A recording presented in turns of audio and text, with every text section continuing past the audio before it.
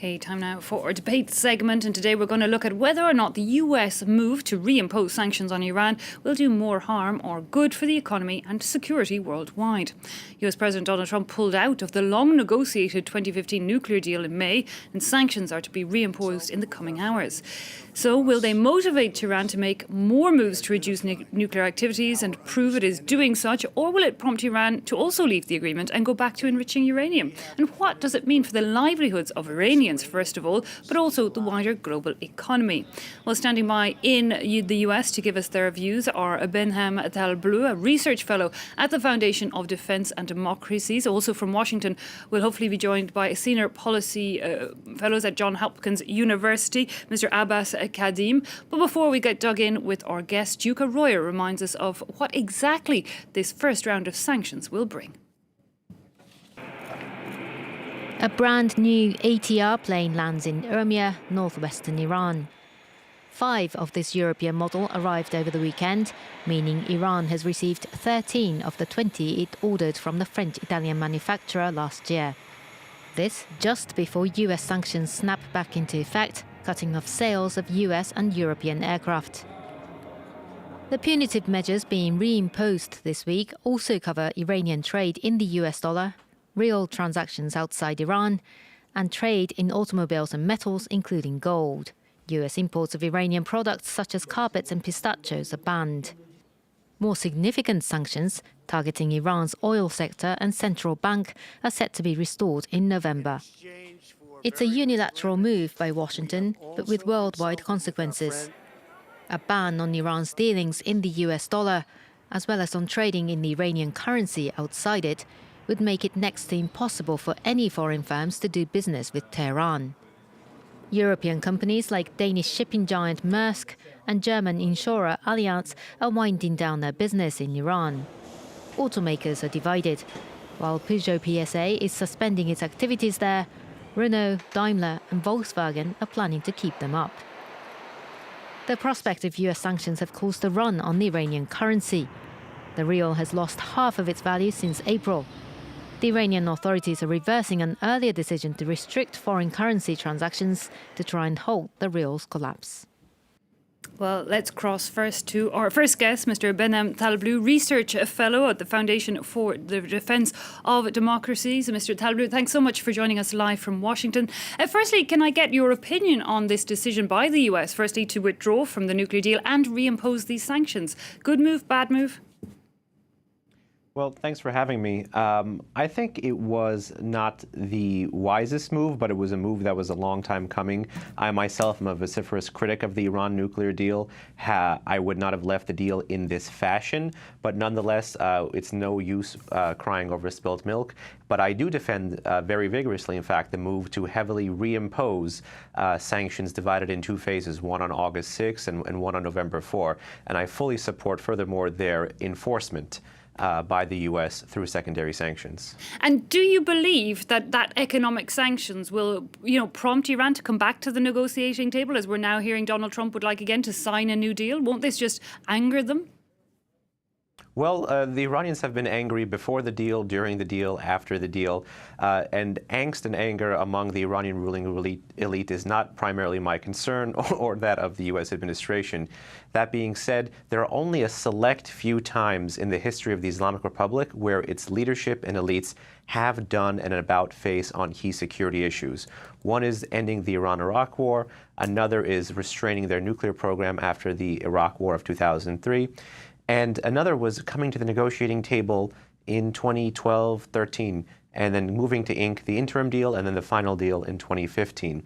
Iran, in all cases, negotiated under massive pressure, massive foreign pressure. And why I support the resurrection, reimposition, and reinforcement of the sanctions is to, again, resurrect that massive pressure. Because if you're sitting in Tehran today, would you believe that the US actually wants any new deal signed with Tehran? Is that just said for good form? But do you think Washington wants to go back to the negotiating table and find a new agreement? Yes, but I would also be aware that Washington will not be limited to a nuclear agreement. I think the point of reinstating all this pressure and under this shorter time frame and under such duress is to actually get a more comprehensive agreement, which is not to replicate some of the flaws of the JCPOA nuclear deal, but to read in the regional issue, basically Iran's proxies, terrorist forces in the region, and perhaps most importantly, the ballistic missile issue, which was needlessly divorced in negotiations in 2014 from the debate over the future of the nuclear deal.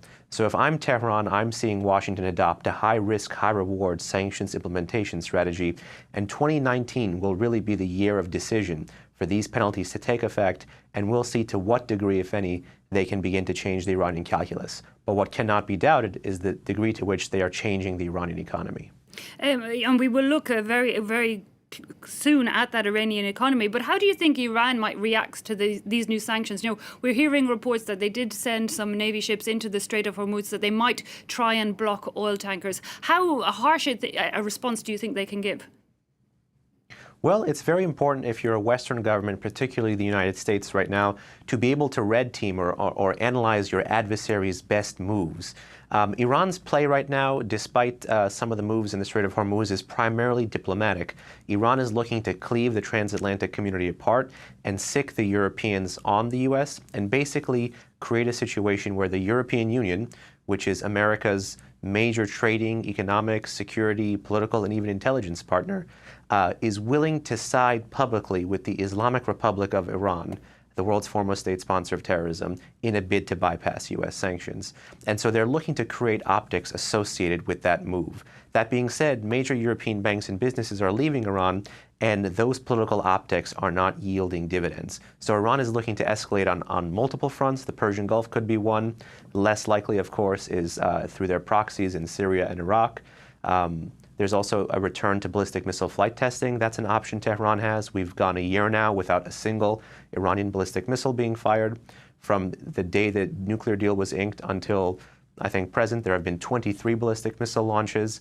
And since President Trump came into office, that number has decreased significantly. So some moves there on the Iranian side of things. Well, let's look at that economic issue. And when this nuclear deal was signed back in 2015, hopes were high that it would herald a new era of economic boom in Iran. That didn't exactly happen, and now things are set to go somewhat in the opposite direction. Here's a quick listen to some Iranians who are already feeling the pinch and what they think about it. We've never experienced such a dramatic situation before. Prices are going up at a dizzying rate. Workers don't know if they'll keep their jobs. Renters can't extend the leases on their houses. Why aren't we negotiating with the Americans? We didn't elect the government to live through difficulties like this. If the government takes up the fight against corruption and punishes those who manipulate the markets and the people's earning power, and put people in charge based on competence, not favoritism, things will improve and we can stand up to the sanctions. Well, let me bring in now our other guest, Abbas Kadhim, Senior Policy Fellow at the John Hopkins University. Mr. Kadhim, thanks so much for your time also. Let me start with yourself just on that economic question. How bad do you think these sanctions could affect Iranian daily life? And do you think that they're an effective way of getting Iran to enter further negotiations? Well, that's what sanctions do. They make the lives of the population miserable. They rarely do anything to the government from the negative side. I mean, that's how the history is, because the understanding here is that when you put the pressure on a country through sanctions, the government will start thinking about what the sentiment of the population will do and how it will develop, and then the government will respond favorably to the sanctions. The thing is, one presupposition of this is missing, that governments do care about the sentiments of the population. In countries where there aren't really much sentiments, influences on the government, that does not work. There is a missing piece here that sometimes sanctions don't account for, and that's why the sanctions against Iraq didn't work. the sanctions. However, against Mr. Cuba didn't Kadhim, when work. we look at No when we look at sanctions, in fact, Iran, people are out on the streets protesting about the dire economic situation, protesting even in the sound bites we just heard, the vox pops from the people in Iran saying, why isn't our government negotiating with America? We want action, we want more than this. So it is having, the people in Iran are having their voice heard, are they not? And could this not put those in power in Iran under increasing pressure? It looks like we have lost our connection to Mr. Kadhim there in Washington. So let me bring back in our other guest, Mr. Behnam Taleblu. Mr. Taleblu, I hope you could hear our conversation and questions there. But I was just, listening to the people in Tehran and the fact that they wanted their leaders to go and negotiate with America, demanding more. Does these sanctions put really very strict pressure on the regime and possibly put it in jeopardy, possibly be aiming to bring it down? Is that what Washington is ultimately looking for? You know, there's a robust debate in Washington among the analytical community over what is the true goal or the perceived goal of the sanctions. But if you take the administration's official line, which is to force a significant change in behavior, that's what the sanctions really do seem to be aimed at. It's supposed to drive the regime to a choice, a narrowing tree of options, where either Iran is able to maintain its malign activities at home and in the region on the nuclear file, or instead to have a functioning economy and be reintegrated into the international system. The challenge is, of course, revolutionary Iran has always preferred to be more revolutionary than Iranian.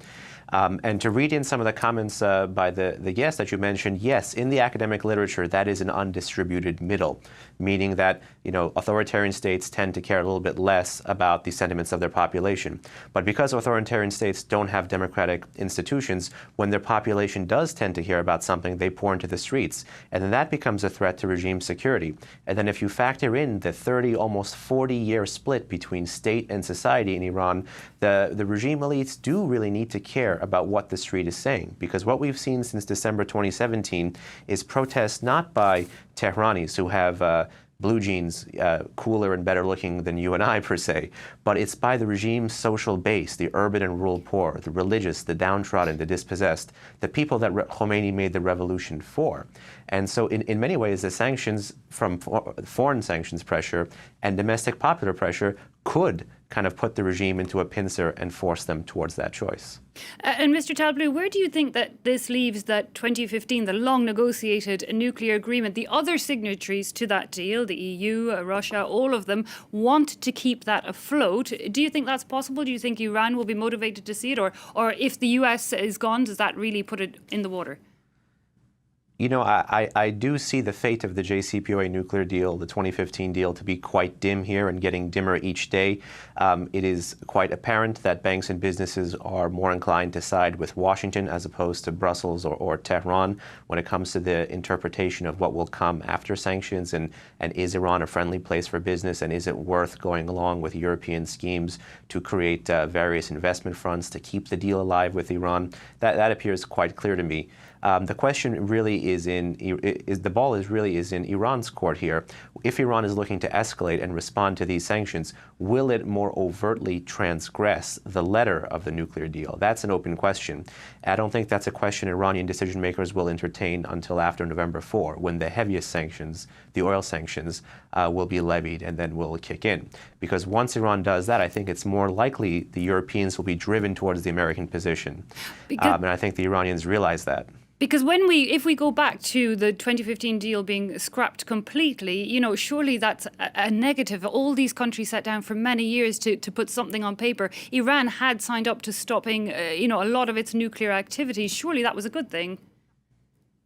I mean, it was a good thing if you believe the interpretation of some of the key diplomats of the agreement. Having read the agreement multiple times, the agreement actually didn't solve the nuclear problem with Iran. It was a sophisticated time-buying mechanism. It wasn't really even an arms control deal. Even according to proponents of the deal, those who helped negotiate it, like Jake Sullivan of the Obama administration, I believe he didn't even call it an agreement. He called it a plan of action, hence the name, Joint Comprehensive Plan of Action. It had very little legal weight internationally and at home, especially in the two key countries where it has been most contentious, in the United States and in Iran. So I understand the European concern. The European Union always says it took more than a decade of negotiations to get this. I understand their interest in saving this is not just commercial, but it's also purposes of pride, purposes of national security. But there is a fundamental disagreement between Washington and Brussels over what to do next. Indeed, and we're hearing from Brussels that it's going to put in place, as of Tuesday, I believe, a blocking statute that actually forbids EU companies complying with these US sanctions and offering compensation if their business is affected. Could we really see a huge escalation in tensions then between the EU and the US also over this? I think we're seeing an escalation on the political file, but nothing substantive. You know, it's worth tracking the debate over the blocking legislation in the European Council. But in the end of the day, banks and businesses continue to side with Tehran, continue to side with Washington over Tehran and over Brussels. And what that means is that they are refusing not necessarily the legal predicate of the blocking legislation, but the net effect, which is the net effect is to prevent compliance with American secondary sanctions. These banks and businesses either transact in US dollars or do transactions that touch the US financial system, or bank in the United States, or have clients in the United States, and see protecting those investments, those assets, those transactions as being much more worthwhile and beneficial to their bottom lines. And it's even gotten to the point where you see select European countries, such as France, come out and say something perfunctory in terms of supporting the blocking legislation move, but then undercutting that support by saying, well, no one can really compel a company to do something that's against their interests. Okay, Mr. Taleblu, we're going to have to leave it there. We are out of time. But thank you so much for giving us your analysis of that situation as the US looks to reimpose those sanctions against Iran. And indeed, as we were speaking, I'm just seeing a newswire fall there saying the Iranian President Rouhani has also been speaking. He says the US cannot be trusted now. So, of course, this debate could go on for a lot longer. But we're going to have to leave it there. That brings us to the end of this edition.